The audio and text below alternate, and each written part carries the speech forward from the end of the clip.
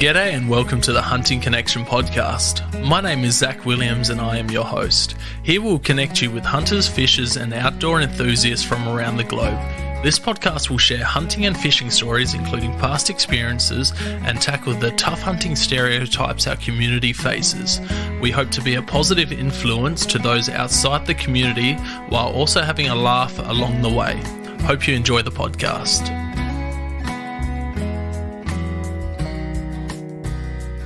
G'day and welcome to another episode of Hunting Connection podcast. Tonight I've got a pretty awesome one in my books for you guys lined up.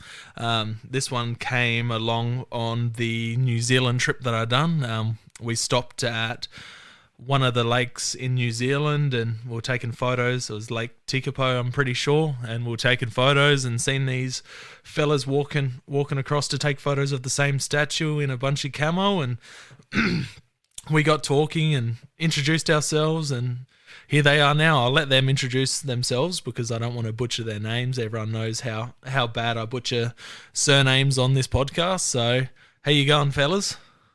How you going? Oh, I think it was Lake Bukaki we were at. Yeah, Lake Bukaki. What did I say? Not Tekapo. Anyway, my name is Mads, and I'm from Denmark. I'm 28 years old, and I've been a hunter for almost 13 years now. yeah, my name is Bogi, and I also 27 years old, and been a hunter for, 6 years. Yeah, beautiful. And whereabouts are you fellas from? I'm from Denmark, but I was born in the Faroe Islands. So hunting in Faroe Island and in Denmark and New Zealand as well is much more different. Oh, it's insanely Because different. there's nothing up there.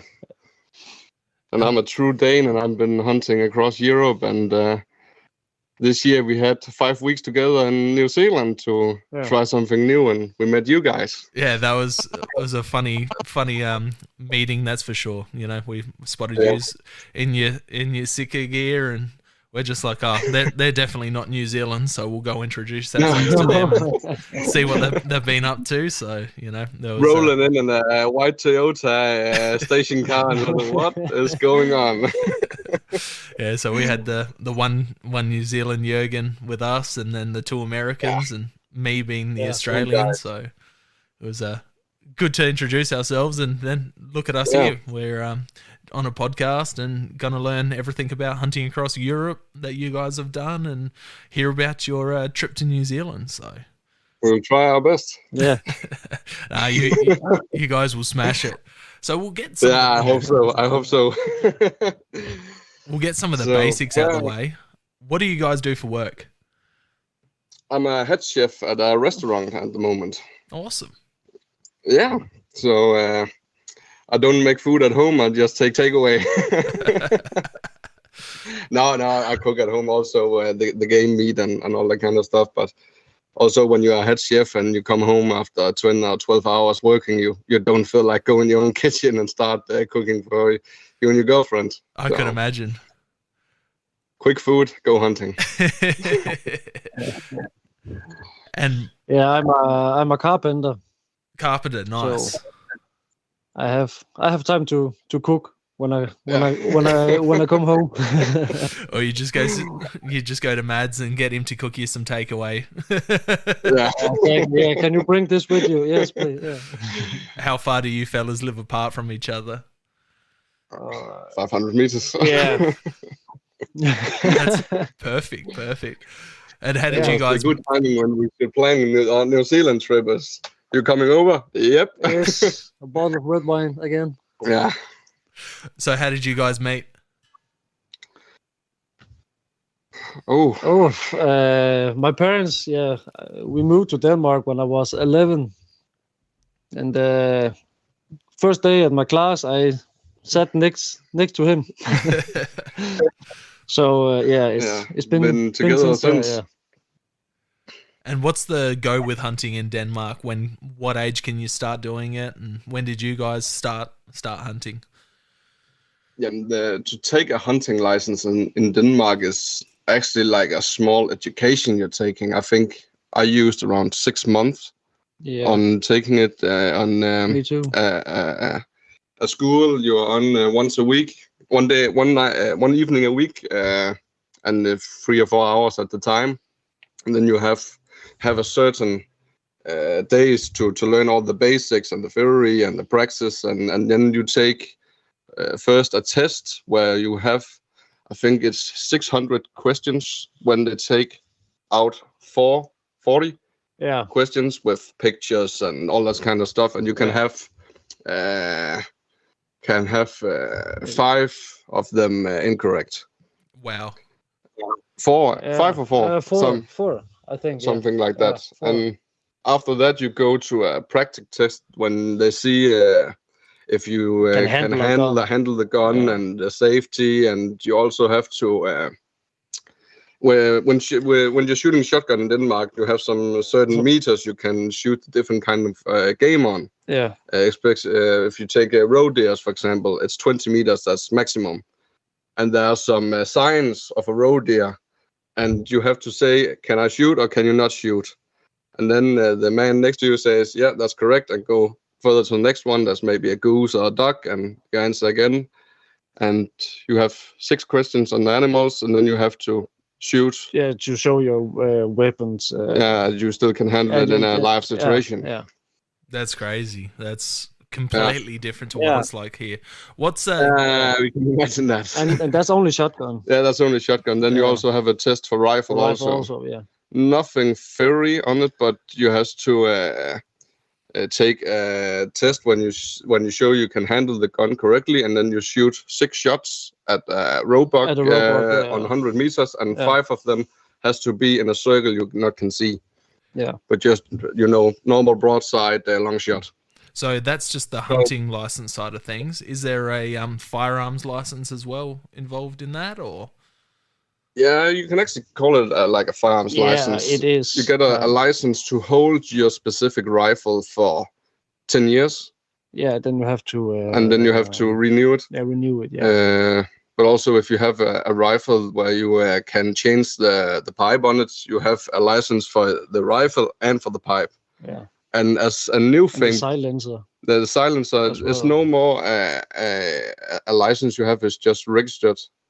Yeah, I think I have a license for my silencer. Yeah, you have one because you bought it a little longer. I actually just bought a new blaster, and as a new thing, the bottom piece also have a number now. You get a license to. So it's free license for the same gun. Okay, I'm never complaining about Australian firearm laws again. And I applied for my license in, I think it was 29th of May, and I will probably just first get it in late August. Yeah, wow. So I can first pick up my new rifle in late August. Yeah. So when you get a new rifle, do you have to put in a permit? Here, when you get a new rifle, you have to put in a permit first and then get approved by the firearms branch before you can get it. You go to the weapon dealer or the hunting shop and say, this is the one I want, and you get all the numbers and apply for the permit, and you get the rifle. The police have to see if you're a bad guy or a good guy, and it takes time. We are 180,000 hunters in Denmark, so imagine how many rifles getting sold every year. Yeah. And new ones came too, and all that kind of stuff. Do you have limits on firearm ownership, or you can own as many as you like? What's the go there? There's a limit. I think it's 10. Yeah, so that's 10. I think, a normal hunter can own 10 weapons before you can have it's like a weapons collector permit. Yeah. And then you can have more, of course, if you are collecting from weapons from World War II or something, especially. Yeah, wow. What about caliber restrictions? Is there certain calibers you can't own, or?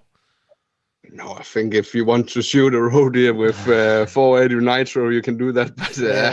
But that's not much of a roe deer back then. No, it's gone. I think the biggest caliber we have in Denmark people use for hunting is the 338 Magnum. Yeah. The long distance caliber. There's actually more and more people start shooting competitions or all that kind of stuff, where take your rifle and make it look like a sniper and weighs 15 kilos and all that kind of stuff. And then it's a 6.5C Creedmoor and there's no Rikard or anything in it. What about? But yeah, the typical caliber is 308, 1306, 65.55, and a little bit similar to New Zealand and Australian, I think. Yeah. 270 and that kind of stuff. Yeah, beautiful. What about pistol, like handgun ownership? What's that over there like?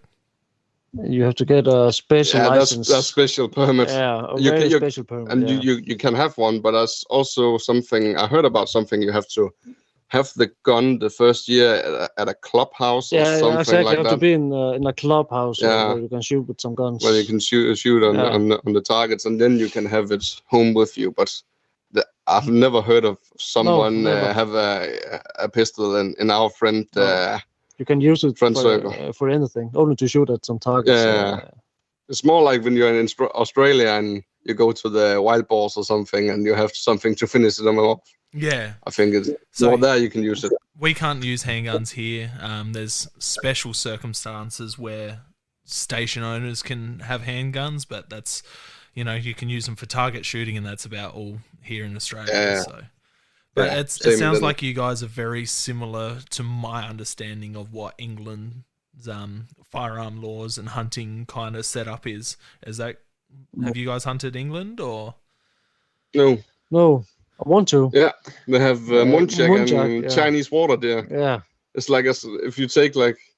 Have you seen? I showed the pictures of the roe deers. Yes, I've seen a bunch of them on your Instagram. And if you take a roe deer and just make it smaller, 2 times smaller, and give it big canine teeth.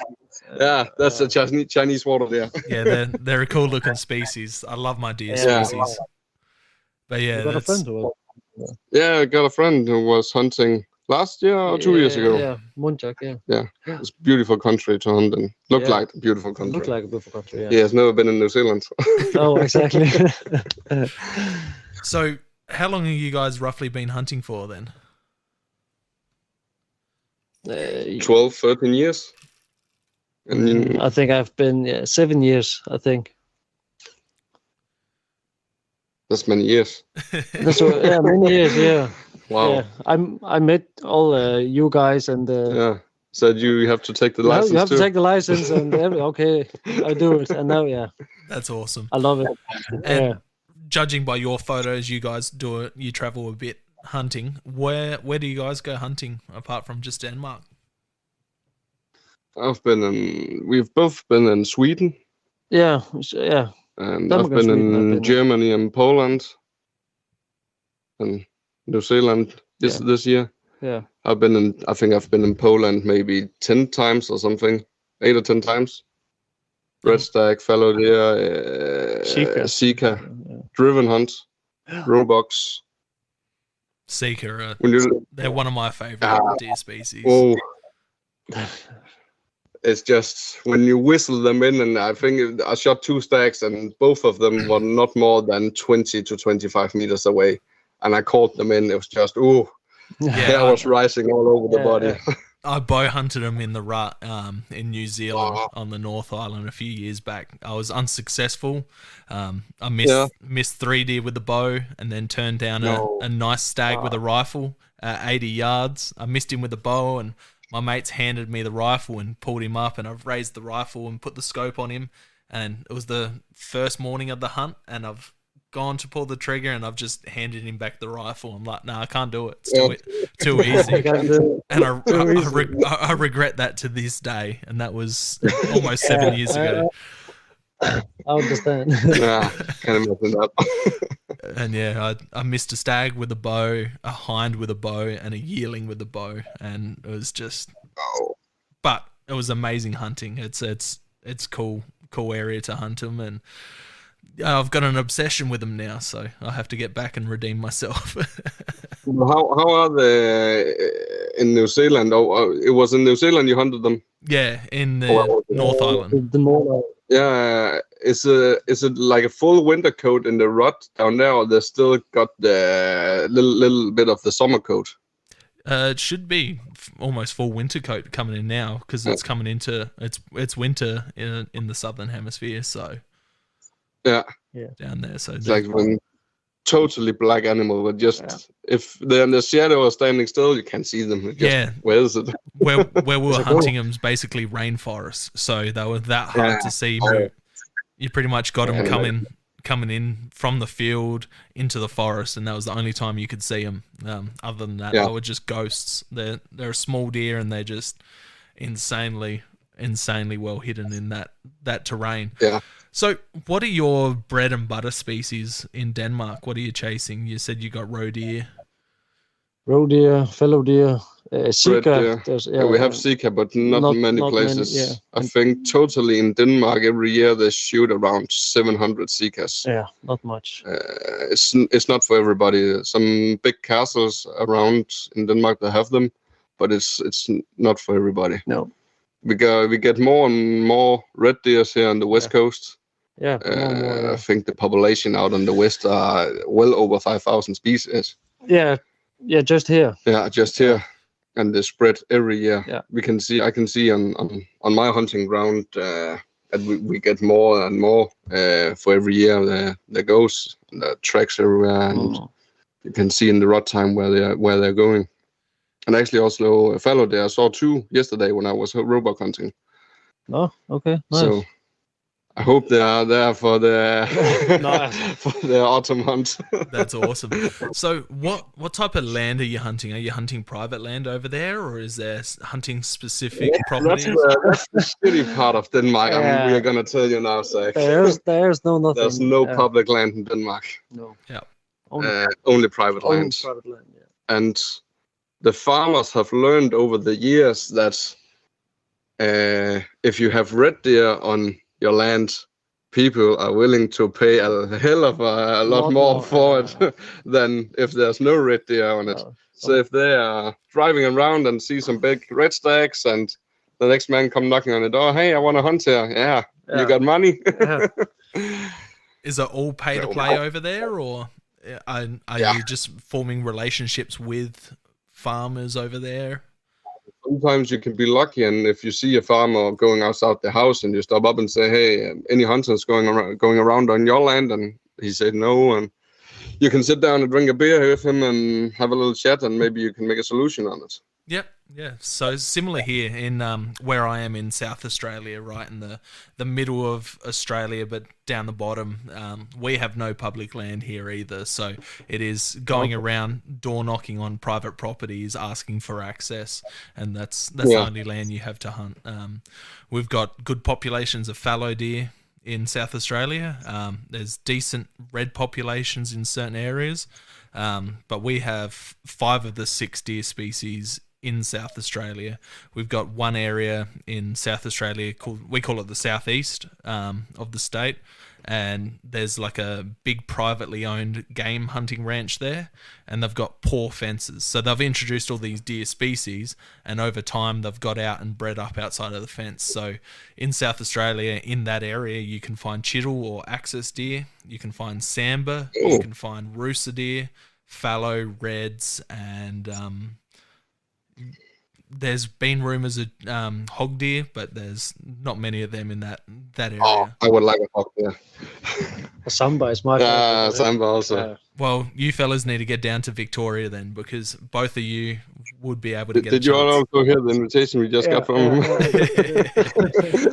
So Victoria, there's plenty of public land. It's almost like New Zealand. You can just go out and hunt sambar any time of year, free range. And then hog deer, you have to tag. So I believe April is the time you can actually hunt them under tag.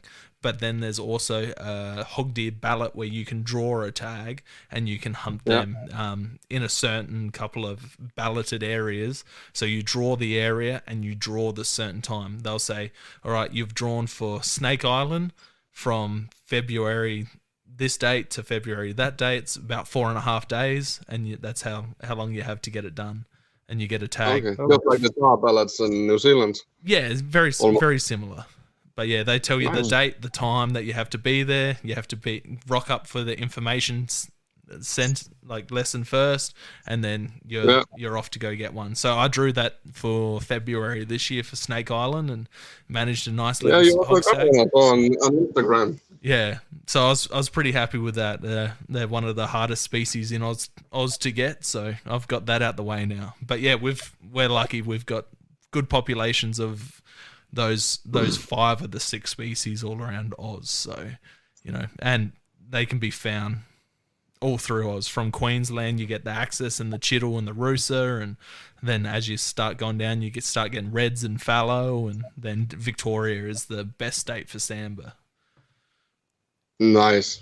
How is it in Australia when you just roll up to a farmer's house and ask if you can rent the land for hunting, or how is it working? It's more like, do you have someone here controlling introduced species, foxes, rabbits, hares, deer, goats, pigs? You start off small, asking if you can shoot rabbits, hares, and foxes, because that's usually the biggest issues that farmers have, and then you work your way. Course. You start finding deer and whatever on the properties, and you're like, oh, what about I've seen deer on your property, can I hunt them? And they're like, yes, no, we've already got people here hunting them. So it kind of chops and changes. Some people offer money to hunt, some people offer beer, some people offer half of the animal. So it all depends and changes depending what the farmer wants, whether they hunt or whether they have family that hunts. So yeah. But yeah, I've got also big land the farmers have down there, isn't it? Yeah, so one of the properties I have is about 1,000, maybe 1,100 acres for fallow, and that's a pretty small farm. But it's huge. It's all open farmland, so they graze sheep and they've got cattle on it. So there's only a few areas on the property that the deer run through. And if you're there when they're rutting, they'll be holding does in those certain areas. But other than that, if you go out spotlighting for foxes and you run across deer, we can shoot them under spotlight here in South Australia because they are classed as a pest species, so we can shoot them under light, which I don't tend to do unless I need meat. And then, one of the other properties I have is about 80 acres, and it's just dense scrub, and it's so hard to hunt, and I dedicate that to being my bow hunting. But it's a deer paradise. It is, but it's not like the genetics you guys have. We've got lots of clefts in the antlers and missing tines, and the genetics here are nothing like they are in Europe. Oh, okay. 1,000 acres. I think if the average size of a hunting land in Denmark is 20 to 30 acres or something. I think, that's crazy. I have 200 hectares to hunt on. That's pretty big. But the 100, it's 190 of them is just pure fields. Yeah. Maize and corns and grass. Yeah, it all depends on whereabouts in the state you are. But, like my stepdad, he grew up on a farm that was 40,000 acres. Wow. But that doesn't have much. You got rabbits, hares, and foxes, and that's about all in that type of deserty farming area. But, where the deer mainly are, the properties aren't. You're looking at a couple thousand acres for a few of them. Maybe there might be some 10,000-ish acres, but where the main majority of the deer are, it's pretty hard to get access down there. You have to know someone or be related to someone, and even then it can be pretty hard to gain access. Wow. So, how many species all up of animals do you guys have to hunt in Denmark? I've never shot a Danish red deer, actually. No, I've only shot roebuck. Yeah, roe deer. Roe deer. Fox. I've shot fallow deer. Foxes. But it's also you need to be where the butter is before you can get it on the bread, because the species are quite localized somewhere. Yeah, and they stay around a certain places. And many times when you rent a land, the farmer says the red deer are here, sometimes, but only sometimes. And when we first rented the fields out just out of town, he said, yeah, they're here, but it's maybe 1 or twice a year. And last autumn, I was out with a friend hunting for crows, and there was a 6-pointer red stacks running towards the fields. And that was the chance. If I was sitting in my high seat with my rifle, I would have got it. That was the single chance of the whole year. But you went for grouse. Yeah, with the shotgun. So it's, is that majority of the hunting that you're doing? You're hunting from like a high chair, like kind of like a tree stand? Typical, Danish way to go. You are in a high seat, a high tower or something. Just wait. Many people don't have the land to stalk on. And if maybe you only have 5 hectares of forest, where you have some roads in the middle, when maybe 3 angled roads from the high seat, and you can sit there, and that's the only thing you can do. I'm just lucky I have a little bit more, so I can walk around and see what's going on. How long are you guys sitting in a stand for? Are you just sitting in the morning, going off for lunch, and then coming back in the afternoon, or are you sitting all day, or? No, not the whole day. Well, 2 hours in the morning, maybe. Yeah, around 2 hours. And the same in the evening. If you take Denmark and compare it to many other of the European countries, the population of animals are not so close as in other countries. If you take, for example, Poland for roebucks, you can maybe see a nice 6-pointer on the cornfield, and next to the cornfield is a grass field or something, and maybe there are 2 roebucks more there. Yeah. And maybe then there are 3 empty fields, and then there's a new one. So they're more localized, closer in population in other European countries compared to Denmark. And so you actually start in the spring to March or April to see if you have a good roebuck on your land, because they are territorial, and they will hunt other smaller roebucks away. So you need to find one you want to shoot. And then you have to hope that he's there the 16th of May, or maybe the neighbor will get him. How do they manage deer populations in Denmark? What's the conservation on deer there? They make the conservation with the hunting times we have. It's not like Australia or New Zealand that you can hunt all year round. It's like I said from the start, that you have 14 days on fallow stacks. And that's the same as we have the ruts for red stacks is from, it starts in late August and go the whole of September. Yeah. And the hunting period is from 1st of September and 15 days ahead. And then there's a pause for a month, and then it starts again. So the prime time for the rut is absolutely no hunting on big red stacks. You can shoot hinds. No, hinds is October. You shoot calves, and spikers. Yeah. But the big one has to do their thing in the running time. Yeah. Yeah, crazy. But at the end of all hunting, you have to send. You send in how much you have shot. Yeah. And how big it was, and how many years, and exactly. And then they can calculate out how much. If I'm going hunting 1st of September, and there come 10 red stacks running on my fields, and I can just empty my magazine and shoot 5 of them, and no one can say anything to me about it.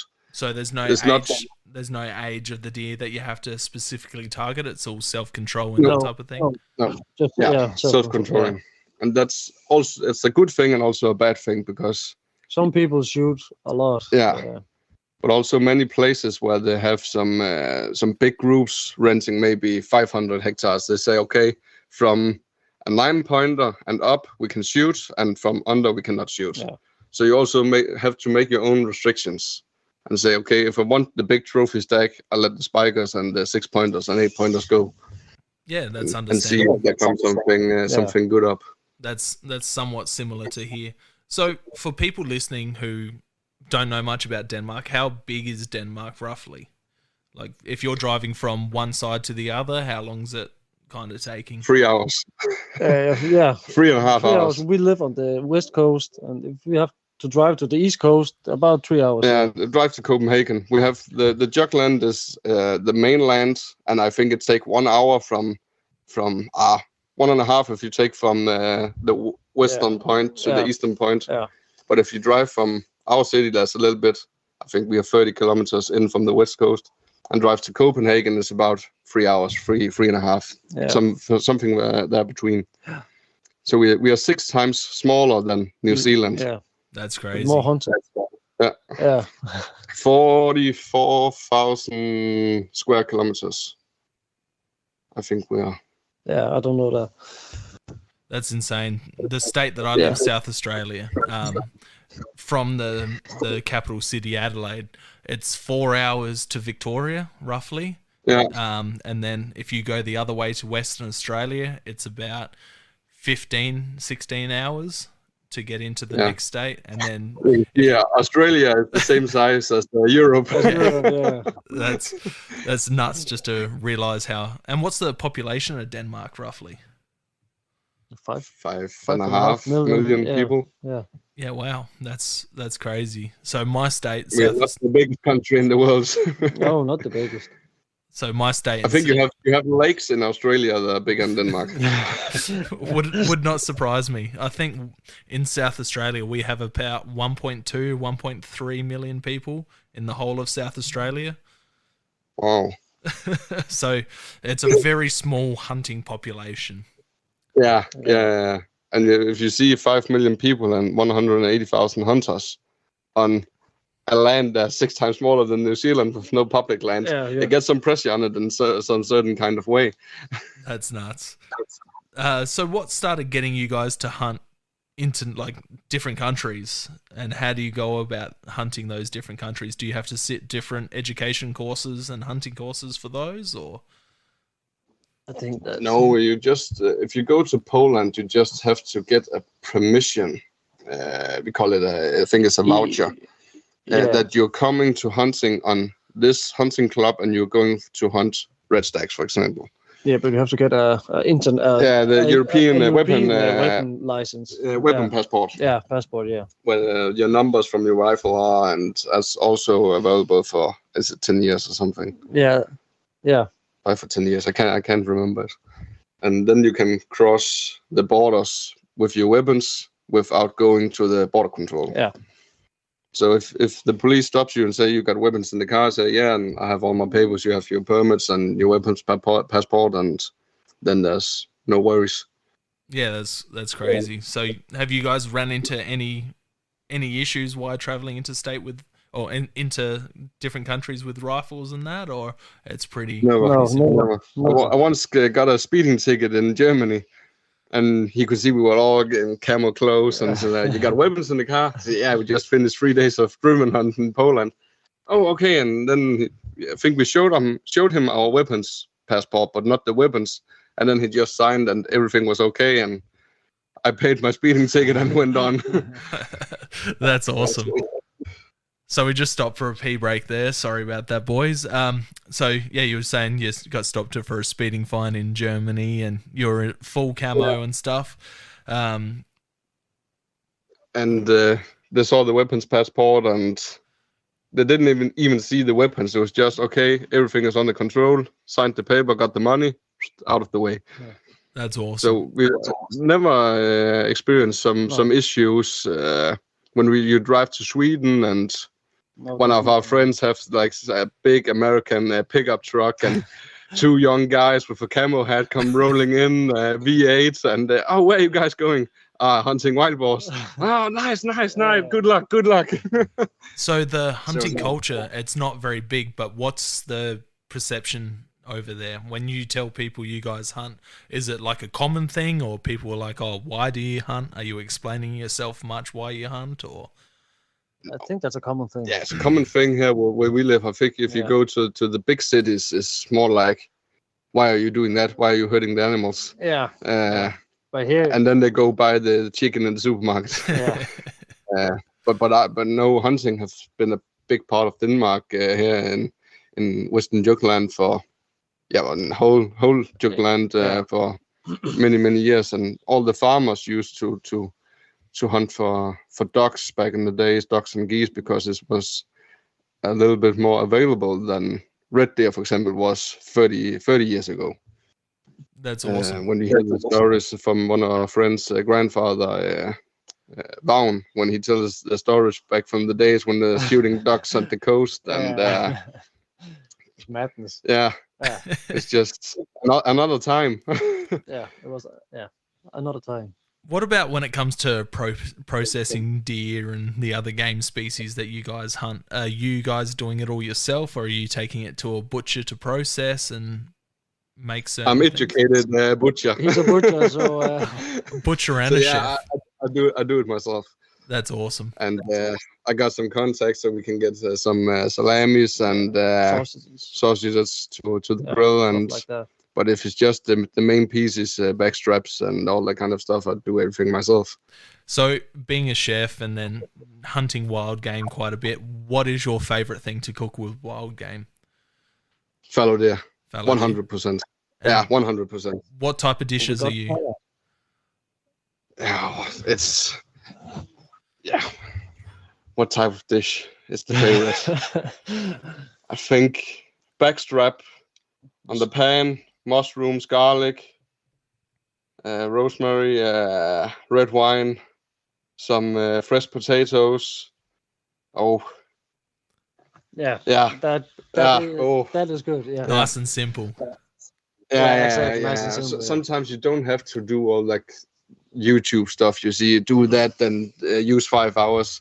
Keep it simple and do your own thing and try something new. Sometimes maybe it will be the best you've ever tasted. You never know. Sometimes you don't have to make a sauce because the meat it's so tender. It's so tender and good. Yeah, and just the taste from fallow deer is just amazing. Yeah.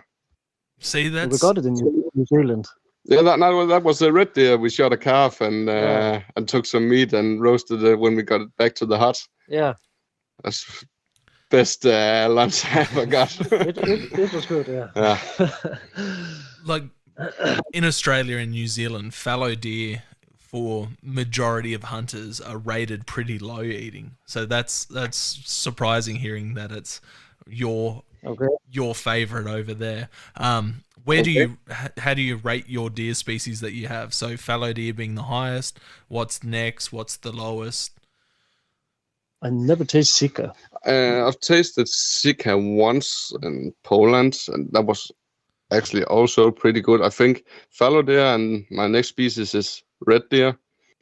And I got surprised last year on my birthday. I took some game meat up from the freezer, some fallow deer, and there was some other things. And said, what is this? And I took it out and put it on the grill, and it was the breast meat from a goose. Okay. And I just roasted it, hard heating, 5 minutes on each side, a little bit of red in the middle. Perfect. Sounds I took a piece of fallow deer and a piece of goose and gave it to my father and said, taste it. Say, wow, this fallow deer is great. And one of them was goose breast. What? That's great. Where do roe deer rate? Where do you rate roe deer? It's a little bit more complicated because roe deer is a little bit more like a game. Yeah, it's a little more game taste in it. Yeah. And roe deer are not for everybody. I think for either you like it or you not like it. Are they similar to say like a hare? I'm not sure. Yeah. Quite the same way we're going there. Not as the same as a hare, but it can get very wild in the taste. In the taste, yeah. See, that's funny. The reason why reds and fallow are rated one of the least favorite deer species here is because of that strong flavor that people refer to as gamey.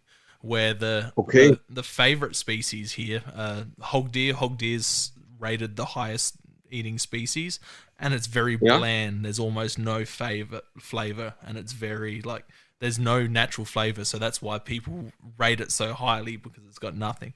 Where I love reds and fallow for that strong venison flavor. Exactly. I've got German ancestors, so I reckon that's where that comes from. I've had a podcast with a fella that guides hunts in Bulgaria, and he's done quite a bit of hunting over there.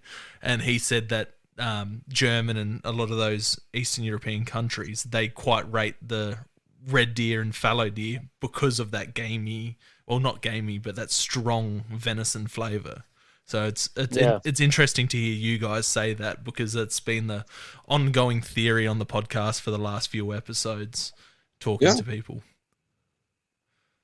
But I think also if you serve a dish with roe deer for non-hunters, and they are used to buy beef meat and all that kind of stuff from the supermarket, where the taste intensity is low, and they get something there's a hell of a lot more game taste in it. There's like, oh, this is a little bit too much.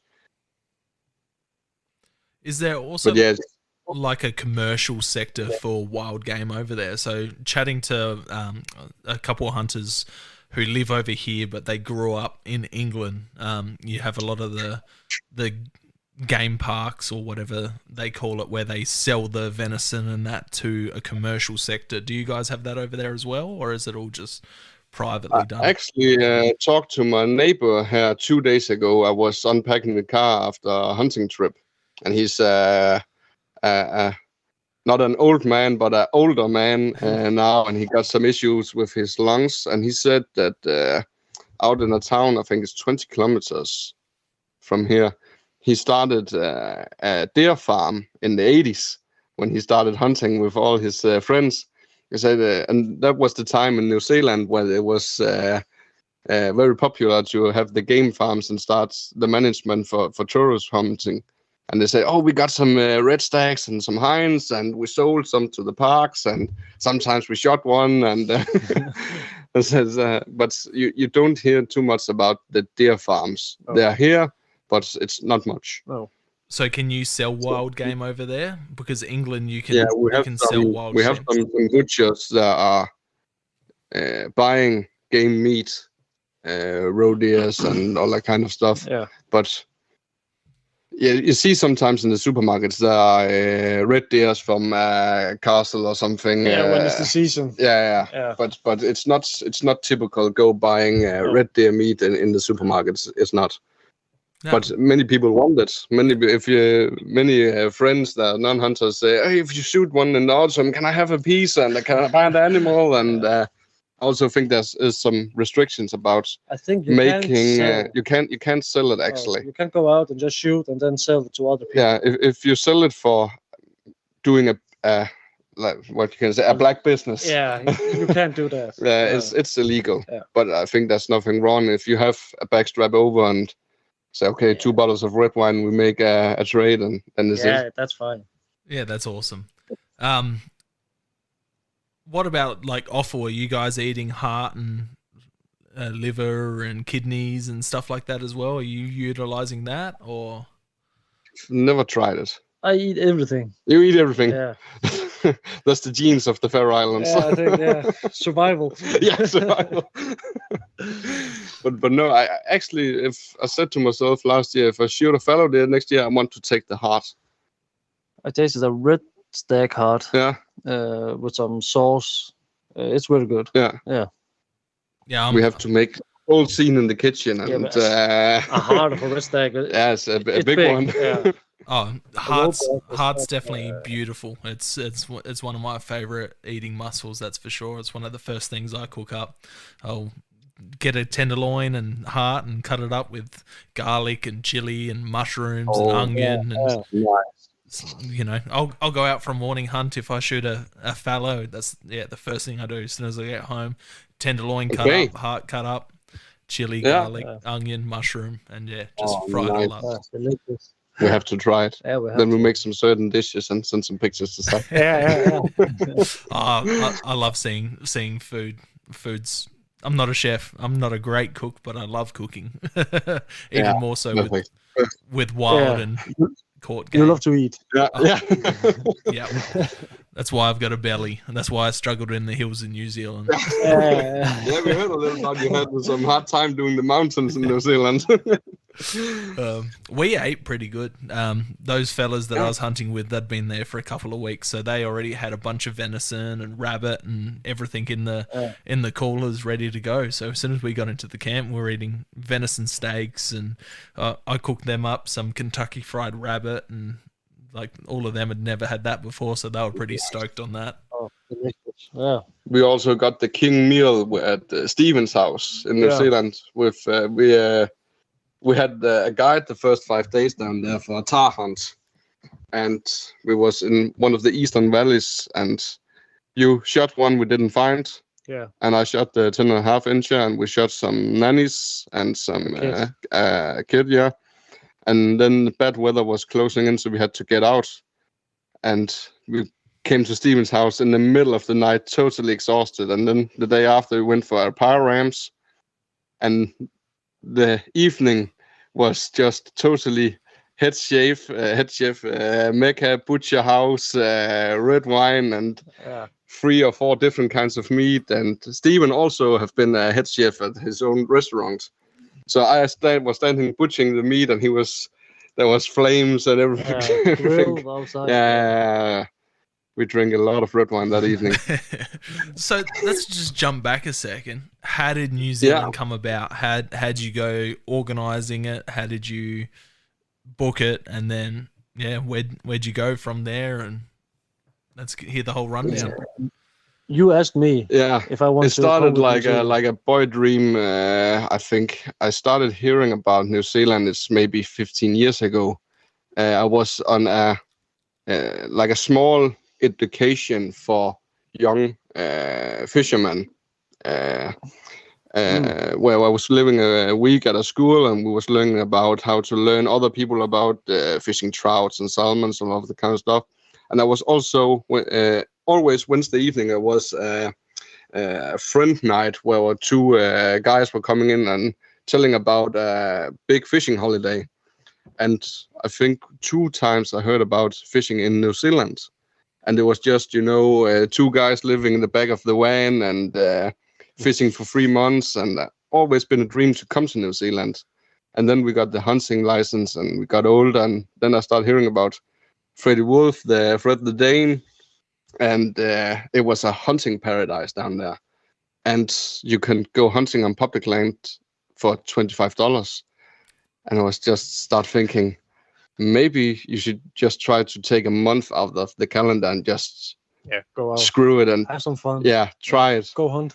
And then I said to Bogi, I'm start planning a New Zealand trip now, and I think it's a good idea to be maybe 2 or 3 guys down there in the mountain. And he just said straight away, I'm in. Yeah. What year and did then you the plan started. What year did you start planning that? Was it 19? Yeah, 2019. Yeah. Early 2019, and we was buying backpacks and gear, and we bought the flight tickets, booked the guide. The car. Car was booked, our rental car, and I was packing my backpack. And the news in the television were in the background, and our prime minister was walking around. Denmark is closing down as the rest of the world. Fuck it, I'm unpacking again. So that was in 2020, of course, because of the coronavirus. Yeah, you planned to go then, and then the world shut down, unfortunately. Yeah. And Pierre was writing us, can you come now? Can you unbook, change the flights and just come now and we can make the hunt? And luckily we didn't do it because we would have landed in New Zealand and New Zealand was shut down and we would just been caught down there. 1 month in the house. Yeah. And then we just start planning again for 2021. Also unsuccessful. 2022, unsuccessful. Yeah. And then no restrictions, nothing. 2023. Buy the tickets. Everything was up, and we was straight away. Yeah. I was so nervous until we landed in Christchurch. It was just, wow, now we're here. So what? But yeah, I've been using 200 hours in front of my computer, just planning spots and watching videos and taking notes. Wow. So did you guys use like Instagram and Facebook to connect with other hunters down there? Not just guides, but just other hunters that have hunted New Zealand? find some other Danish guys that were hunting down there, but it's also if a stranger comes to you and asks for your favorite spot now, you will not give it to him because I don't know what you can do with a rifle in there. Now And I'm probably going to I also butcheries. understand people that way. Then what did you say, Frank? I was just about to say I was probably going to butcher his name, but is it Uric? I think that's one of our mutual. No. Then I was surfing across Instagram and I found a guy named Ryan Hart. Yep. And I could see he was a hunter and he hunted a lot in the Southern Island of New Zealand. I think, fuck it, I'm writing a message. And it's just, I'm coming to New Zealand and blah, blah, blah, and maybe you can help us. And he said, yeah, no problem. Tell me a little bit about yourself and what you're going to do and how your hunting ethics are, and let's see if we can find something out. And I wrote a long message to him and said, for sure, I can help you guys, what you need. That's awesome. And I've been tearing him with messages for 2 years. What about this? And where are you? And our secret spot. And you can try here. And he gave us some good spots. And we tried one of them after our guided hunt. And that was where I shot the 10-inch chamois. Yeah. That's awesome. So and Bogi missed one almost same size. Just for the record. he's gone bright red there in the camera. Yeah. I only wanted the bull tar. Yeah, that was the main. It could be nice. Yeah. But, so you guys. Now we have a reason to go next year. Yeah, exactly. You guys flew into Christchurch. What date did you fly into Christchurch and then make your way down to where you guys hunted with the outfitter? 11th of March we were landing. Yeah. We flew from Copenhagen 9th of March. Yeah, we landed 2 days later. Yeah. Also about the time zone and all that kind of stuff, but almost 30 hours to get down under. Crazy. And then our outfitter was picking us up at the airport. But first we have to go through the border control. 1.5 hours we were sitting in chairs. Yes. And St. Christians. Did you? I think it's a good thing. Did you take your own rifles down there, or? No, we rented one. Rented them, yeah. Too much travel with a rifle. Yeah, it's just the flight tickets will get more expensive, and you have to go all the control and all that kind of stuff. And it could be nice with your own rifle, but the rifles down there get a beat down in the mountains. So it's just okay. We rent one. The pair had some guns we could rent, and it was Savage Arms 270 Winchester. It's beautiful gun. Yeah, it was. Did the work. It did the work. Yeah. So, what species did you target with the outfitter? Tar. Himalayan tar. Yeah, awesome. But he also said if there suddenly is a 10-point red stack, we could shoot it also. It was no problem. But it was the tar we came for. And what outfitter did you guys go out with? Pierre Jacobsen has Viking Guides. Okay. It's a Danish guy living down there. Been living there for 9-10 years. I think he got down there 2008 or 2009. He moved down there with the wife. Yeah. Yeah, I actually looked up his page today because a fella was asking about it. He's also under New Zealand hunting safaris, I believe, as well. Yeah. Yep. That's I think so. VikingGuides.com. Dynamic, Danish owned guiding company. Yeah, he was an incredible guy and an incredible help to us. Yeah. That's funny. Also to Stephen Bradley. Yeah, that's funny. That was just fresh in my mind from looking it up because another guy that I was talking to was going down with him today. So I'd looked up his, and I just remember seeing the Viking, the Viking.com. So that's pretty cool. So you went and shot tar with him, and then did you say you went and got rams with him as well? Yeah, because of the bad weather in the valley we were in, it was some serious thunder coming in, heavy rain. We had 5 days in the mountains. Yeah, and we were out after 2.5. Yeah, because of the rain. No, 2 days we were in. An evening, a whole day, and a morning. Yeah. Then we have to move out because shitty weather was coming in. Yeah. And then we were out for firearms on a farm. Also a funny hunt. Yeah, it was. And we did some reloading on some rifle bullets, and we went to a shooting field he had and preparing ourselves. Got ready. Yeah. That's awesome. And then you went out for the. Did you say you went for chamois or tar after that? Yeah, but first we had to get our rental car, and all our cars was dismissed at. I don't know why. We had to make a deposit on $3,000. Yeah. Wow. And I was taking my card. Oh fuck, maybe this one. And I had three. Okay, the last one. Bogi, give me your credit card. And then crazy. Also we had the same bank, and 5 cars got dismissed. And I said, okay, we need to make a solution here. And they said, can you call your banks? It's night in Denmark. Nobody's working now.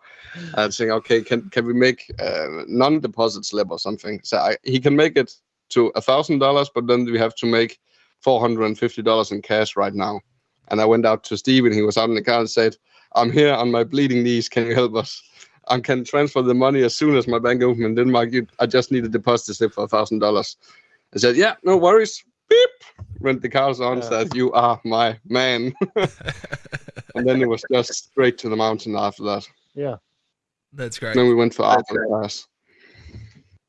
And then I ran into you guys. It would have been late March. Can't remember what date, but you guys just happened to be passing through. We've been with the guide from 14th of March to 19th of March. Yeah. And then we had a sleepover in Pierre's apartment, and then we went to Arthur's Pass for around 5 days or something. 5 days, yeah, something like that. Yeah, 4 or 5 days, and then we had a Airbnb, and then Lake Pukaki. Yeah. And then suddenly there was 3 guys knocking on my shoulder. Who is this guy? Yeah, so that was pretty funny, and we hit the hills near Lake Tekapo after that. Went out behind there and seen quite a few tar and red deer, but they were all on private property. I ended up shooting a young nanny, so that was good just to get the tar off the back. And then we got that snowstorm that you guys did you guys encounter that too? We were on the way home. On the way home, it was lucky. Yeah. Suddenly in the car, just snowing. Yeah, there's a snowstorm almost. Yeah, it was. So you also got a fine bull tar, Zach. Yes, on the last morning of the last hunt, we okay, nice, perfect situation. We came off the mountain during that snowstorm, got back to the car. The car stopped working, like it wouldn't start. So it was frozen, like water in the fuel line.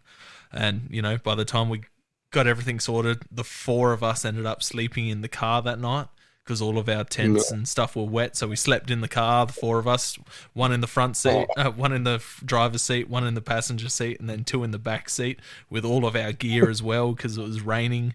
And then the next morning we played around. None of us are mechanics. I'm not very good with cars. Neither were any of the other guys, but our collective knowledge of nothing managed to get the car working. Otherwise it would have been about $750 or maybe more for someone to come out and give us a hand.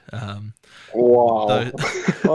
Those fellas had been hunting for about similar time as you guys have had, and they got bogged out in a similar area. So the car got bogged out in mud, and they had to get someone to come out, and it was about $750, maybe more, for someone to come and pull them out.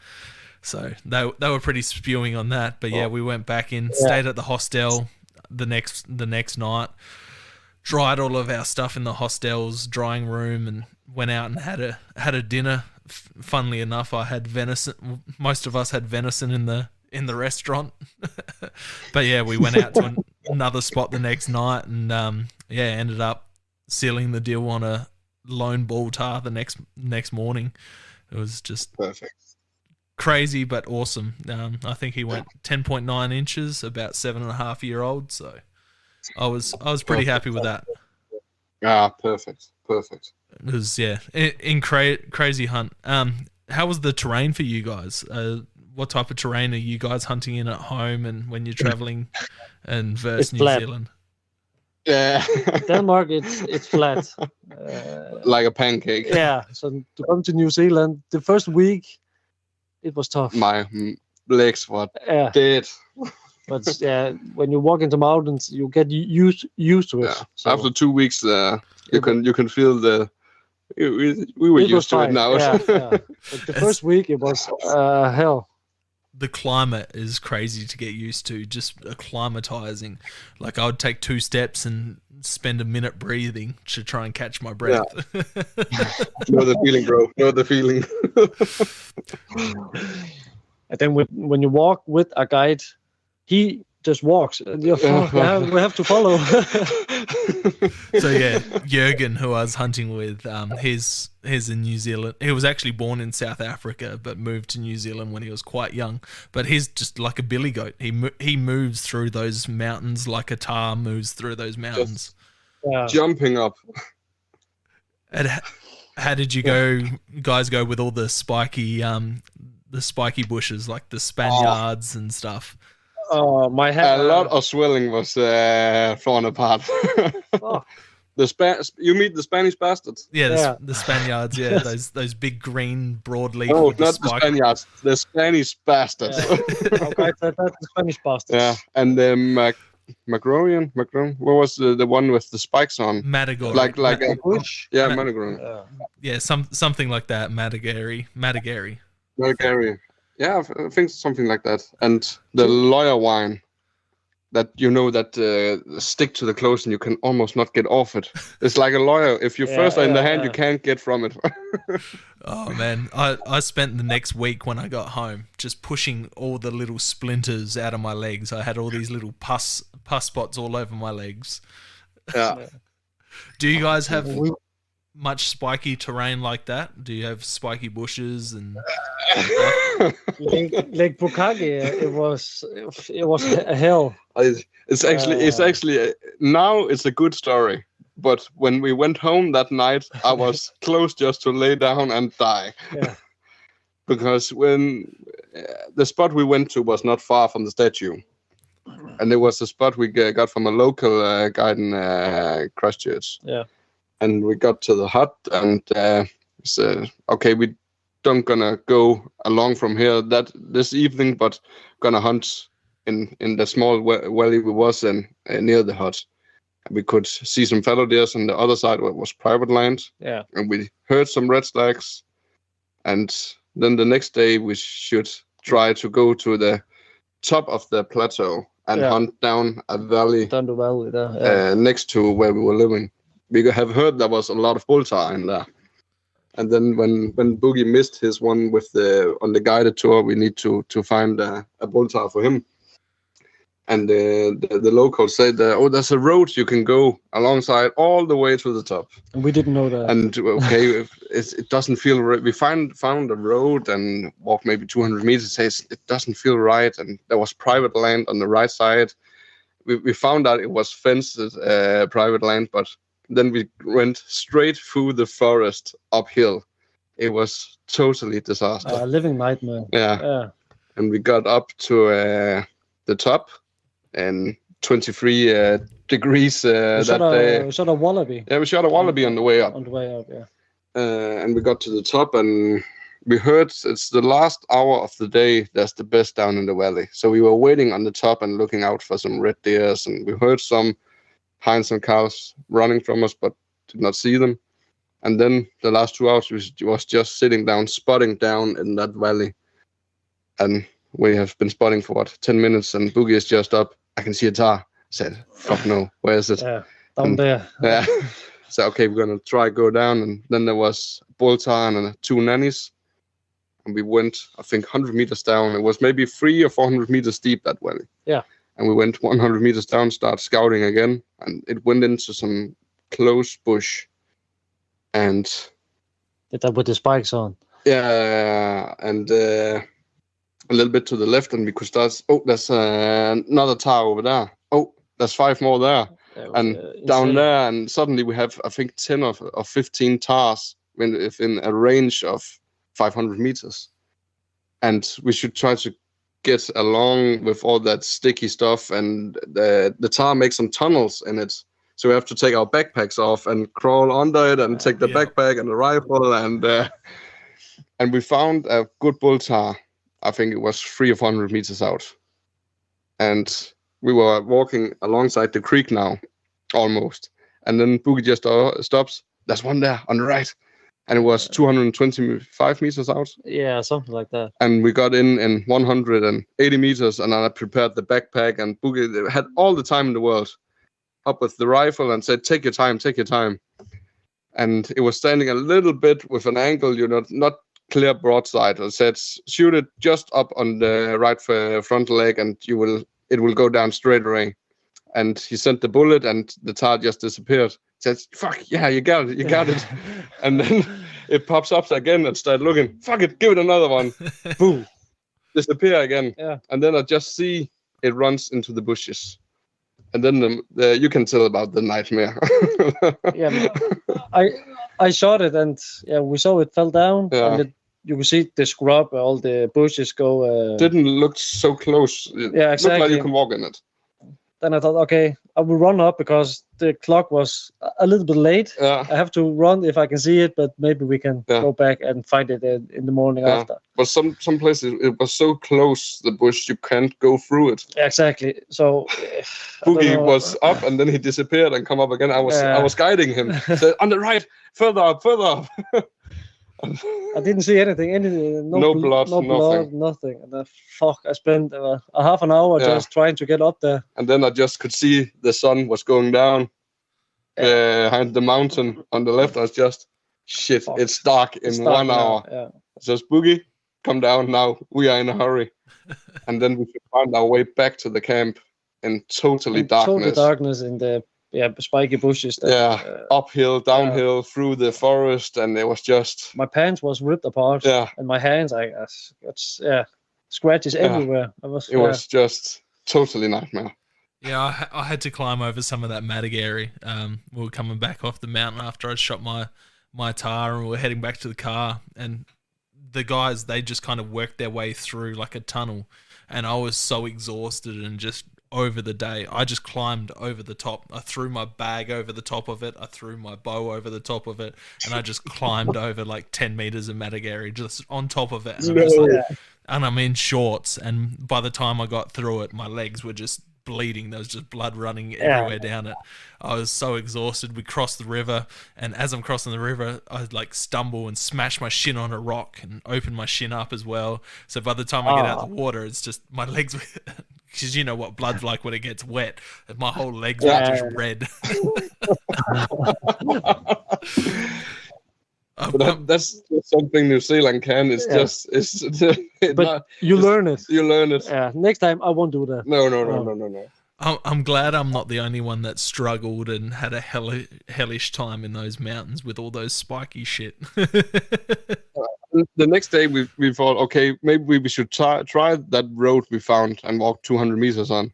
And 1.5 hours later, we are on the top, just walking a clear UTV road all the way the predator controller using to check all the poison. Yeah. And you can just... no spiky shit, nothing. Just walk alongside that road up to the top. Did you find your tar okay the next day? No, we found out that the rifle shots, how was it, 6 centimeters in... No, I think it was 15 centimeters over in 60 meters. Yeah. Oh, no. So I have to give it 8 clicks down. I gave it before it was good. So, the next day we got a bottle of water. I shot 2 shots, and we could see it was 15 centimeters difference. That's crazy. What type of distances are you shooting in Denmark? Were you guys used to shooting 200 meters plus, or? I think 100 meters. It's normal. It's normal. Yeah, that's the average distance. But if you're better with a rifle, you can. Some people go up to 200. It's also what kind of land you have. If you're sitting in a forest, maybe the shooting distance is only 80 meters. Yeah. But I think in the fields I have, 200 meters, you have to you need to can take the shot at 200 meters because many of the fields are maybe 300 meters wide, and you cannot. There's not some trees or bushes you can hide. It's open lands. You can come closer. And if it's the big roebuck, you need to train for it. And I have trained out to. I'm good out to around 200 to 250. Yeah, I say to myself, 100 meters. I will say, okay, it's fine. Exactly.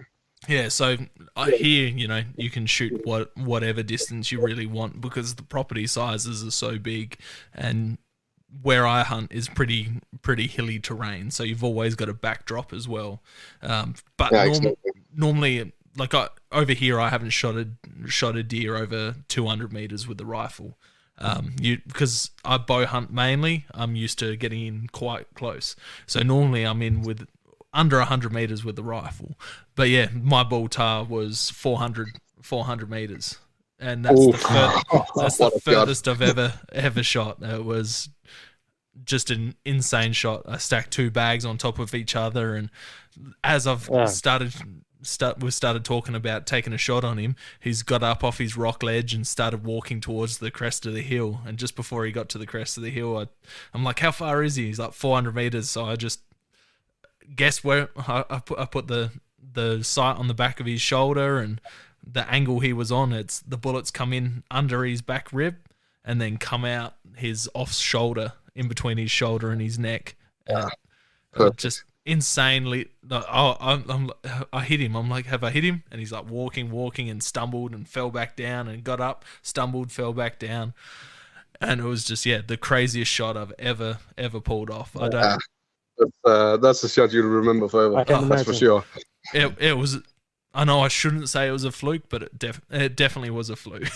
A fluke. But it's also in New Zealand, you have to be trained for the long shots. 200 posts, you need to have the experience to do that. I shot my tar 276 meters, the first one. Yeah. I think the bull tar you got was on 47 meters. Yeah. Perfect. So what about bow hunting in Denmark? Is it legal there now, or is it still being on the works? There's been some complications with the bow hunting on the big animals like red deer and fallow deer. Yeah. It was up to discussion in some places about if it should be illegal. Is this correct? Does the animal die fast enough? And also with the size you have on the hunting ground, if you have 5 hectares and you shoot a red stag with a bad shot with an arrow, something it happens now and then. It should not happen, but you can't control everything, and sometimes it not go your way. And if you give a red stag a bad shot with an arrow, I think it will run almost forever. It definitely can. But a bad shot with a rifle as well can be the same. You just the same. Exactly. It's the same. They can run like you just have the counter of, with a rifle you can repeat fast and give it another one.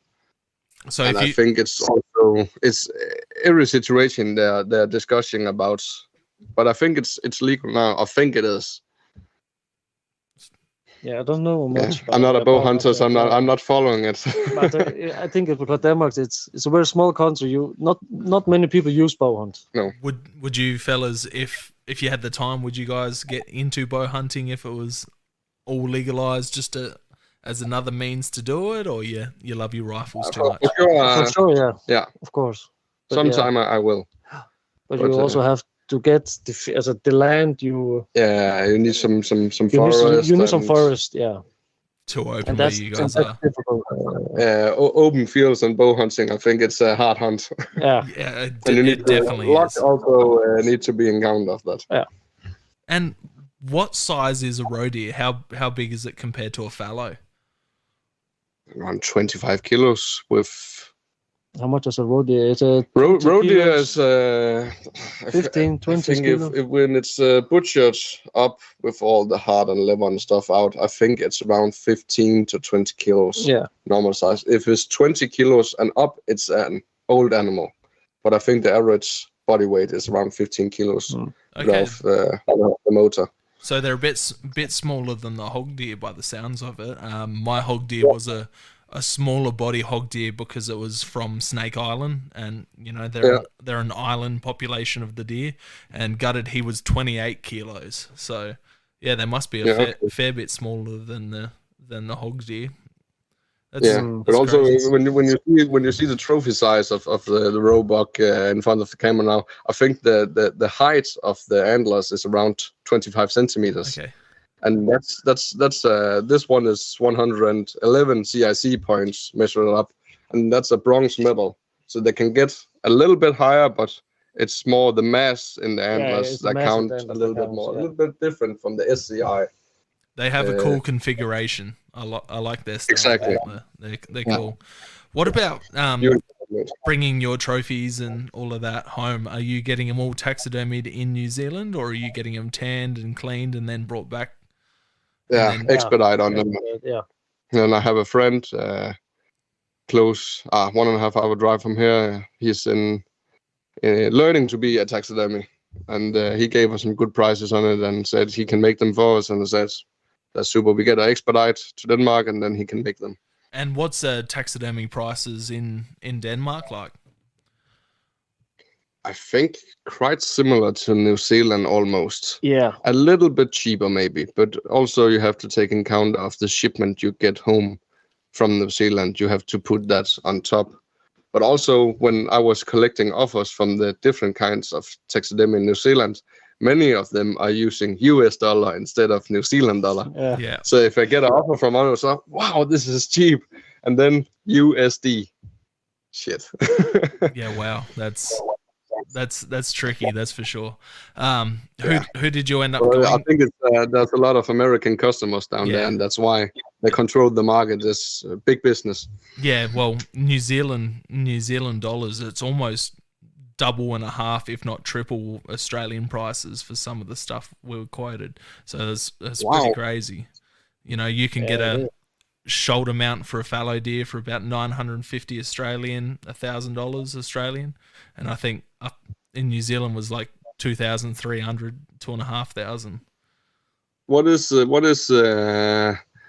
value of the Australian dollar compared to New Zealand?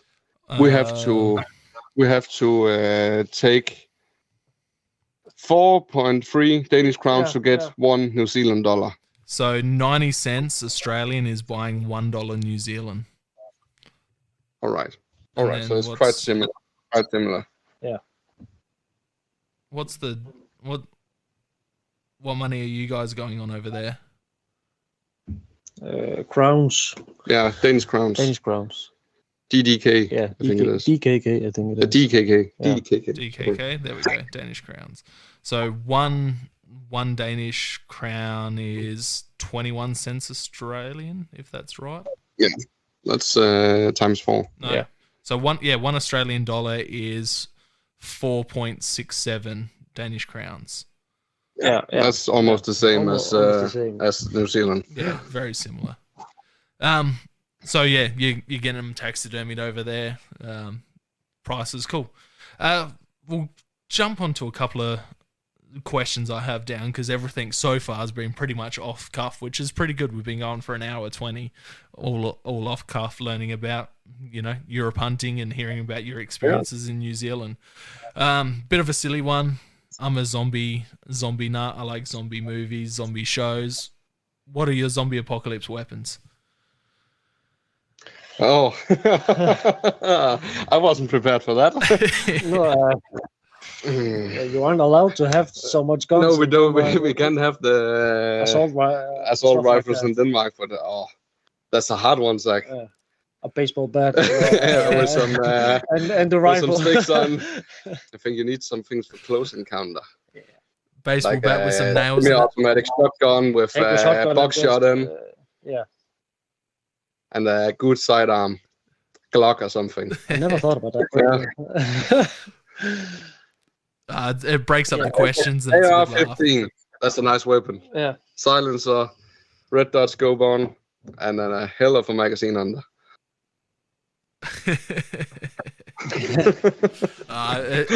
What's your favorite snack? Let's hear. I'm a sucker for Walking Dead. I like the bows and the crossbows. You know, Yeah, they're silent. Silence. Yeah. That's me. But yeah, I get some funny ones. You know, I had a girl on the podcast last night, and she said spear, and I'm like, I never really thought of that, but it'd be a pretty good weapon if you had a good spear. Close one. You need to get them in. Yeah. Close distance. Closer And than Yeah. more distance than a machete. So Yeah. I thought it was a pretty good answer. What about? Yeah. Let's hear a story from both of you. What's the most dangerous or sketchy thing that's happened on a hunt? I think my personal it is. I was in Sweden. I shot a wild boar in the middle of the night. 120 kilos. That's really, really big.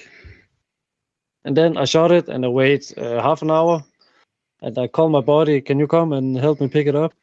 We go down and you hear all kind of stories of pigs that you jump up. And then we go down and we are 10 meters from it. They just go up like woof. You can see a breath. I was like, fuck. And then my friend said, shoot it now. Okay. Then I shot it in the head and yeah, it was dead. That's crazy. My thoughts when I saw the pigs and I just go up, I was like, fuck, no. The most dangerous one. I think that's most dangerous one I have experienced. I have never been in a close encounter to the animals. I think the death wish we were on in Arthur's Pass the day morning it was raining was the only time I have been thinking about death. Yeah, climbing in slippery grass and stuff. The spot we got from Ryan was in a valley. There's some steep terrain in there, but we new in it and we were looking on the topo map and I said, oh, there's a single street a little bit below from us we walked past yesterday. So let's try to go up and see if there's a chamois or red deer or something.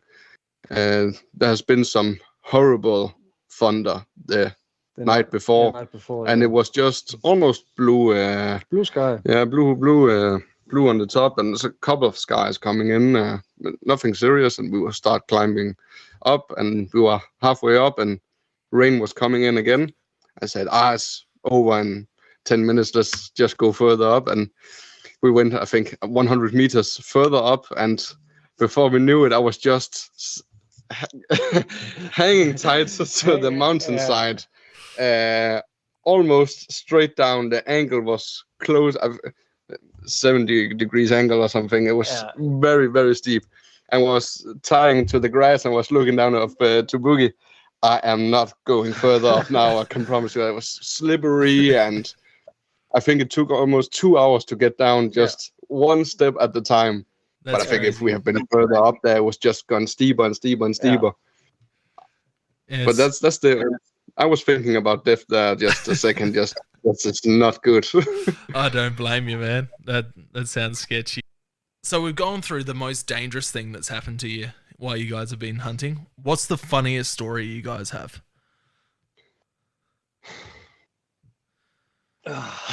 That's hard.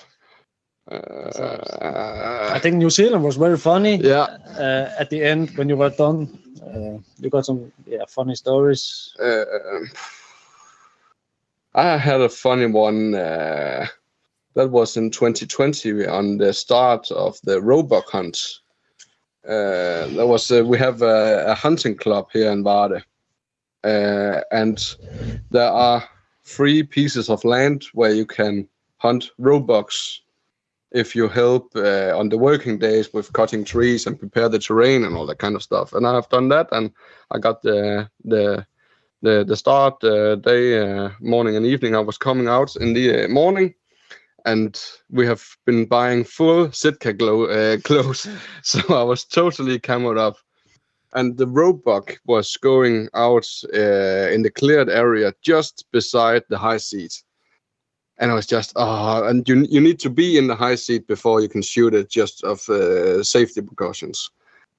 And it was going in under the high seat and disappeared in the trees. And I was, I can tickle down and maybe climb up. And I got into the high seat, and I could hear some stumbling maybe 10 meters from me, and the roe deer has like a barking sound, like a dog doesn't bah when they're scared or something, but they don't know what it is.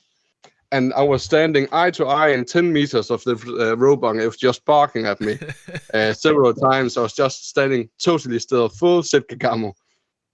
And then it jumped maybe 10 meters away from me more and went in some thick bushes. And I was hurry up to the high seat and sitting ready, because it had the straight line out to the cleared area again. And I waited maybe 20 seconds, run out to the cleared area, and I was like, hey!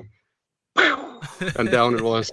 I just think that's one of the funniest moments I had encountered with roebucks, especially. That's awesome. Mine, it was in Sweden. My first pig, we have to shoot. We went for the hunt. It was dark outside. My buddy got a night vision scope. Then he spot the pigs in the field, and it was dark, and I couldn't see shit because I didn't have that. And then we sneak up to the stand, and then we waited a half an hour maybe, and then I shot it. I think that's the funniest I have experienced. It's just when you can see it in the darkness and you don't know what's going on. And you have to sneak because they are 50 meters away. And I can't see anything, and I have to sneak with my body who can see everything. You can't step on anything.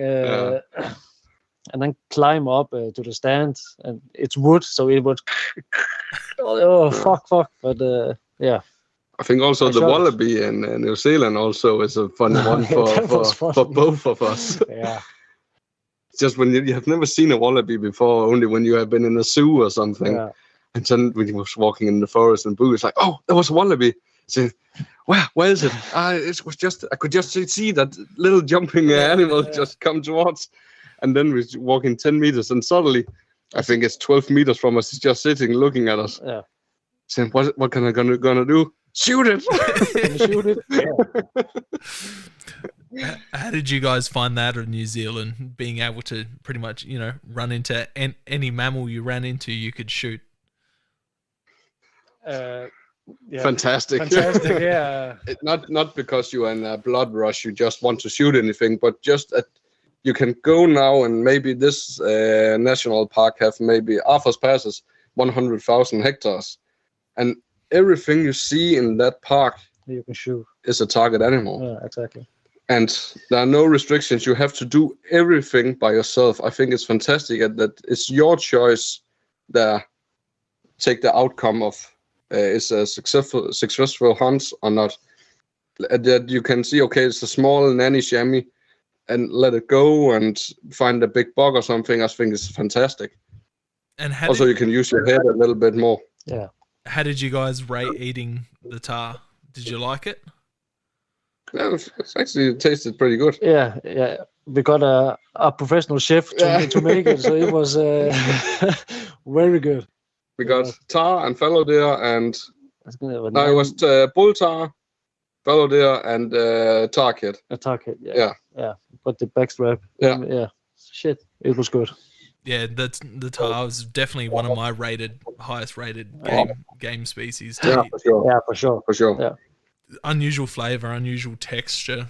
How I describe it to people is it's kind of like the flavor and texture of Mongolian beef. Like, that's the only thing that I could relate it to. Yeah. Like, without the sauce, like if you sucked all the sauce off. Without, very close to Mongolian. Yeah, it was very good. Yeah. But yeah, I loved it. Did you eat the wallaby? Did you try the wallaby? No. We were like, shall we? Or is it taste like shit? Also 25 degrees outside, and had to be in a plastic bag in our backpack for the 12 hours. And we shot in 12 meters with 270 Winchesters. There was not much wallaby back. Point a big hole in it. To be, but then we met someone later that said wallaby meat is very, very good. Said it's fantastic. It's not too bad. Venison, wallaby, it's all very similar, but I still prefer venison. One of the American boys I was with, he ended up shooting a wallaby with a 270 as well at about 50, 60 meters. So he was pretty stoked to get that. First thing he did was he cut the nutsack off, and he ended up cooking the nuts up and trying to eat them. And we were pissing It ourselves. sounds like Liam. It sounds like it was Liam. Yeah. So yeah, we rocked up to this hut, and he's got this wallaby meat, and there was a Swedish chick staying at the hut, and there was where was he from? Netherlands. The dude from the Netherlands staying there as well.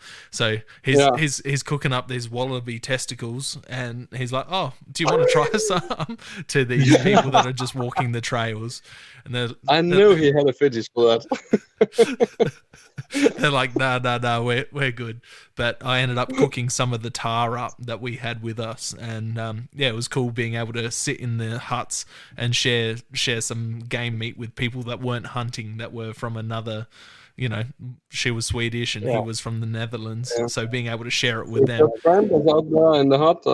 What were they doing? They were just hiking the trails. They were walking one of the big trails through there, and they're like, "Oh yeah, we've been seeing all these fluffy goats. We didn't really know what they were." And I'm like, "Well, now you get to." Where did you see it? That's exactly what we were like. They're like, "Yeah, we've pushed like 10 off the trail, like 10 meters away from us. Like they just walk on the trails in front of the hikers." What? Oh. It sounded like when you shot the big tar at the kangaroo. It was also on the trail. Yeah, it was on the trail. Yeah. Insane. That was also fun. That's also a funny experience. Yeah. I think you should tell it, just for the record. It was a crazy morning. We walk on the trail, and you walk. I was 5 meters ahead of you. Yeah, ahead of me, and I got the rifle on my back. And then you see. There was the tar just 30 meters from us. Fuck. You get the rifle off, and I stood like, fuck. Stumbled to get it off. I can't. And then it walked in the... There was some, I think it was 15 meters of bush on the left on it. Just some new bush coming up in around 1.5, 2 meters. Yeah, and it disappeared in that, and we were like, shall we take a cigarette and just take a break? And then after 5 minutes... Yeah, I said, okay, we go further in. And then... And right there, it stumbled out to the came out again on the trail actually. Yeah, shot it. Yeah, done. Yeah. Yeah. And then we walk up to it. We couldn't see any blood. No blood. Blood. Nothing. And then Mads was this little plant on the middle of the trail with a small piece of meat, pink of meat on. I said, "You hit it, that's for sure." And just over the hill, 15 meters away from it, it was totally dead. Perfect shot. I was so angry there because there's no blood. I've missed, and I've shot one, we couldn't find it. I missed one, and now this one was gone. I thought, "Fuck no." So, what about top 5 dream animals for each of you? Top 5. I would say a Canadian moose. Yeah. I really want to shoot because it's you can lay in the fucking antlers. And samba. Yep, samba. Samba deer, yeah, and axis deer. I also think that's a nice animal. And I shot a tar. I see tar and chamois were on my list. I don't know if it was number 1 now, but I think ibex in one of the European countries is on my list. I don't know if it's the top 1. I really want one day to shoot one of the big grizzly bears. A brown grizzly bear, but also a cougar. I think it's a fantastic animal. Mountain Marco Polo, or what's the name of that? Yeah. Also, axis deer is on my list. It's not the typical African species. It's more like the European species and some from the US. Not any antelopes or something. It's more like deers. Elk, for example, wapiti. Also a beautiful animal. I would like to try that on a rod hunt sometimes. Sounds like you boys just need to get down to Australia. Exactly. Yeah. I think we need to take a couple of weeks down at Zach's place. 2 years we go to 30, and then we make a trip. Yeah, we think we need to. Yeah, There's some good outfitters over here that you can take. I think some of the outfitters you can take all 6 deer species at the one place. So, and they do like bentang. Some places do buffalo and pigs and goats and bit of everything. I think we've got about 26, 27 different species to hunt here that are introduced. Rabbits, hares, foxes, feral dogs, feral cats, donkeys, horses, wild cattle, bentang, buffalo, scrub balls, the 6 species of deer, goats, pigs. So yeah, there's a good number of animals over here to hunt. It sounds like a dream country. yeah. All the bugs trying to kill you. Yeah. Crocodiles, snakes, spiders. We were actually making fun when we were sitting in the plane. We had a transfer in Melbourne, and Mads and Bogi, we had a couple of Heinekens in the plane, and suddenly Bogi is coming towards me and says, "In Australia, when you're turning 50, there's a big party in Australia." I said, "Oh, why?" Every animal don't want to kill you. They have to celebrate it. Big spiders and all that kind of stuff. Everything is on steroids down there. Yeah. The huntsman spider you have down there. Jesus, man. Before you go to the toilet, you have to look under everything. Okay, snakes and... That's something you guys don't have to worry about. And snakes and spiders so much over there, eh? No, we have, I think the biggest one is 5 centimeters in diameter. That's with legs. Yeah. Nothing. 5 centimeters in Australia is just the teeth. Yeah, I'm sure I could lift up. There's probably one under the laptop or maybe one up in the bow rack behind me somewhere. There would be a huntsman in here somewhere, that's for sure. Daddy long legs. There's plenty of them around. Yeah, massive, these spiders. Wow, they're disgusting. Nah. Have you seen a full-grown one? I pick them up. I pick up huntsmans and wolf spiders, and they don't bother Fuck me. off. Nah, serious. Oh. What you also have? That's the funnel web spider. That's the poisonous one. They're funnel web spider, and there's bird eating spiders, and there's a couple of other ones. Redback spiders, white tips. Yeah, surf eating spider. It's like when you see a spider in Denmark, you just stamp on it and it's dead. Yeah. In Australia, you stamp on it and it's still walking with you. Just surfing it.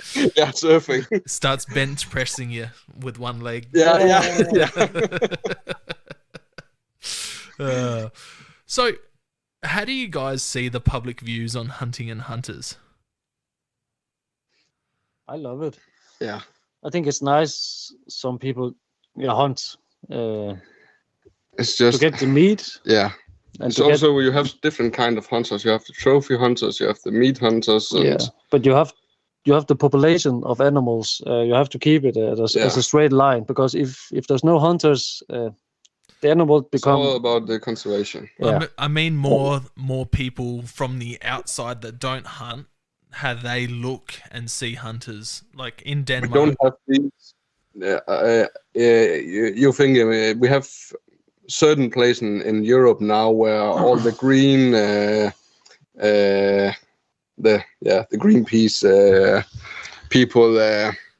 It's like small communities somewhere, and there is so many money in these communities that want to fight for banning hunting. Yeah. And you see many places over in England now with the traditional fox hunt they have with the hound dogs, that people with ski masks are running out on the fields and destroy the hunts, and the high seats got cut down, and maybe they will hide that they have cut the high seats, so when the hunter climb up in it, he will fall down and be damaged. Yeah. So it's I think it's okay you don't like hunting, but we don't beat you down because you eat vegetables.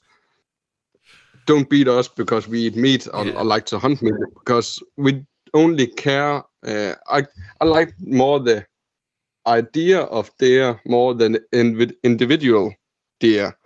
I care so much about deer that I want to protect them and have the best population at my hunting ground. Yeah, exactly. But people don't understand that you can protect a species by killing it. Exactly. No. But it sounds crazy when you say it, but it's the way you do it. But if That's you have an the way it is. old male goat or lion or something, Just a roebuck. Just a roebuck. But if you sell that, people get payment to ensure that the rest of the population is safety down. For example, in Africa, is the biggest business in Africa is trophy hunting. Yeah, exactly. And the population is just going up. Yeah, And all animals. Yeah, it's proven all over the place. Yeah. Rhinos, elephants, lions. Is there any protesting on hunting in Denmark itself, or? I saw something on Facebook. Some vegan hunters. Yeah. They go out and they just push all the stands down, so hunters they can't climb up. Yeah. And shoot. Yeah, and I don't. There's no much. Yeah, it's not much in Denmark. No. It's bigger in the other countries, Germany and England and France. I think also they have big problems with it. But it's not that much in Denmark. That's lucky good, for us. Lucky for us. Yeah. So in South Australia at the moment, bow hunting is currently under threat. One of our politicians, who's the deputy PM of our state, or deputy minister of our state, she's actually advocating for the ban of bow hunting, and also duck hunting in South Australia and Victoria is under threat. They're trying to ban duck hunting. In Victoria, they have protesters that go out during the hunting season for ducks, and they protest all the hunters in the wetlands. So these people will walk around the wetlands when a hunter shoots a duck, then they steal the duck from the hunter. No way. Yeah, Serious? yeah. There's stories of people getting their tires slashed by these protesters, putting feces underneath the door handles and on their windscreens of their cars while they're hunting. And fuck, that's also dangerous to the people. Yeah. You got a man with a gun out for a hunt. Yeah, you run around in front of him. And, fuck. Yeah, but it's okay. They don't like hunting. It's okay, but that's keep it for in the yourself. law side, and you don't running around and do all that kind of stupid stuff. We don't do that because that only we eat vegetables. It's okay with us. You just do that. Then there are more meat for the rest of us. Yeah. Yeah, unfortunately, with the mindset of some of these people is that they're seeing the animal's life as being as a human. So if you shoot a duck, they're seeing it as you shot their brother or their mum, or Exactly. That's how they're seeing it. They're so far removed from the food chain. But it's also like they don't know anything about deer. They just want the deer to live in peace. Yeah, it's like they don't know about hunting. Yeah, they don't know about the conservation about it. Yeah, you hunt because you keep the population of animals regular. Yeah. And if you see, for example, as a land of Poland, everything are on quotes. Everything. Yeah. Every hunter, all the hunting areas in Poland are owned by the states. And then there's a hunting club with 50 members, and they have all the hunting rights in 10,000 hectares. And they say, okay, you have 10,000 hectares, you can shoot 15 red stags. 5 of them has to be small, 5 of them medium, and 5 of them big. And the same with roebucks and fallow deer and wild boars and everything. Yeah. Everything is restricted and on quotes. Yeah, that's good. And if you say you have 40 roebucks and you shoot 30, say, okay, your area cannot compete to you shooting 40 roebucks, then we push it down to, okay, you shoot 30, then your quotes is on 30. And if you say, okay, there are many roebucks, you have the permission to shoot 5 more, and then we can hire it up again next year. That's awesome. So how would you guys change the public views on hunting and hunters? So I think it's all about the explanation about hunting, why you hunt and why you do what you do. But if you have to take, if you have a situation where you're sitting towards one that's a non-hunter, and try to get them understand why we hunt the certain species and why I don't shoot just the first small roebuck that comes in front of me. Why do I wait maybe 100 hours to until the big one come out. You have to get the understanding and why you do what you do. But it's a hard way sometimes. Yeah, sometimes you can't explain people because their mind is already on that. Okay, you hurt animals, it's not good. And you can talk in 20 minutes and say, but you're still shooting the animal. Yeah, exactly. Yeah, but I do it for protecting it. Yeah. But you shoot it. Yeah, I do. And that's the only thing they got in their mind. Yeah. It's like, you shoot it. Yeah. Yeah, but it is because of everything. Yeah. Yeah, it's a touchy subject and it's a hard one to navigate. But I like to hear other people's opinions on how we should deal with these social problems when it comes to hunting. Maybe take somebody without you. Yeah. Come with me out for a hunt, and then you can experience it. Also, the way we did it in New Zealand, when we take the trophy pictures, and you have the scenery with all the mountains. I mean, we was making a big deal out of there should be no blood in the pictures. And we wiped the mouth clean with some sand and some water, and we was setting it up nicely. So it actually looked like the goat was alive. And when I showed it to many of the dishwashers and service people in the restaurant, they said, "Oh, it's alive." I said, "No, it is dead." I hope not. It's dead. I said, "No, it looks alive." Yeah, that's the whole point of it. Yeah. I said, but if you shoot something that's blood all over the place, and you have blood on your arms, and that's also to think about. If I show you the picture, you just say, "Oh, nice, man, good chamois or good tar," but it's also for the outworld to see it. And you have to worry about it because people are judging so much out of a picture. Yeah. No, 100% agree. I come from the Faroe Islands, and they kill whales.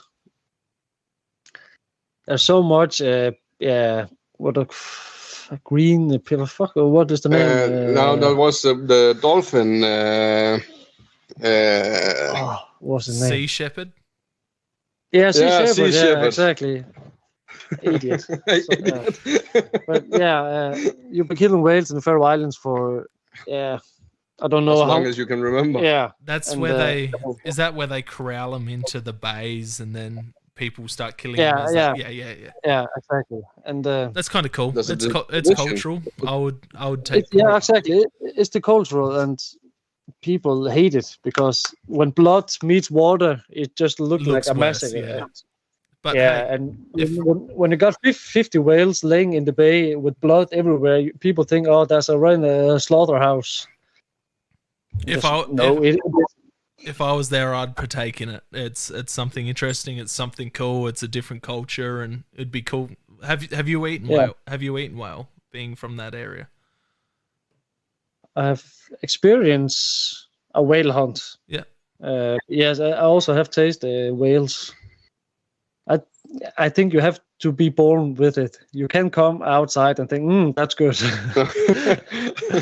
You can't say it tastes like anything I else. know you have to be born in it. Yeah. He has been at my parents' house when we got some. It was New Year's Eve. Yeah, we got some sheep. It's hanging outside to get rot. Yeah, you start a rotting process, but it's controlled. It's controlled, yeah. And it smells like, for some people, mass is out. It stinks in here. But I couldn't be in the house, I couldn't be in the house. I just love it. Is it like that? What's that shark? That fermented shark. That's Iceland. Yeah, that's Iceland. Yeah, it's Iceland. But is it like that? I think it's quite similar. Yeah, it's quite similar. I think it's a strong smell. Yeah, it is. And I think also it's strong in taste. But but people only see the pictures with the blood and everything, and then just like, oh, that's. Yeah, that's sad. They're killing all the whales. Yeah, but you don't go out to look for them. If you're out fishing and you spot some whales, and then you call everybody out there's some whales there, and then people come in and kill it, and they give it all to the community. Yeah, community. That's cool. There's no money in it. I'd partake in it. It looks different. I've seen videos and photos of it, and it's like seal hunting and whale hunting for like the Nunavak people, and like the seal hunting looks cool. I want to try seal and seal oil and all of that type of stuff. I think it's all a part of how we all got here. Yeah, exactly. But moving on, what is hunting to you? So each of you separate. What is hunting to you? I think it's for a hunter when you come out and you just sit in a stand. You can't see anything, but just you are out in the nature and enjoying everything. You see something new every time you're out there, and I think it's nice just to come out, be for yourself. Yeah, just clear sit your mind. Yeah, clear your minds. Yeah, it's just also it's we are so deep in the hunting culture now because we care so much about it, and we do all the hunting we do. It's just a part of us. and you also protect it. If you see some garbage or something, you pick it up. Yeah, it's just not only hunting; it's also just be out there in the nature. Yeah. Maybe you don't see the big roebuck or something, but you see some hares, you see maybe some pheasants, some fox. You see some different every time. And, it's just something that's laid down deep in us and a part of who we are. Yeah. And if you shoot a big buck, it's just and then you have it. But also just it's not. It's only 1% of it is shooting. Yeah, exactly. The rest 99 is the preparation and just be out there. Yeah. And you get so many experience just on a cornfield in Denmark. You can't imagine it. It's just laid down in the memory. I'll have to get over there one day. It sounds picturesque. You have to. I need one of those roadie behind you. Come in the hunting season, we will settle something up. Oh, I'll have to. One of my wife's good friends, she's Danish. I'm not sure whereabouts she's from, but her dad was a butcher, and heard a bunch of cool stories from over there, and she celebrates all the different traditions and that over here, and invites everyone over for the different season festivals and stuff like that. She does all cook-ups and stuff, so that's pretty cool.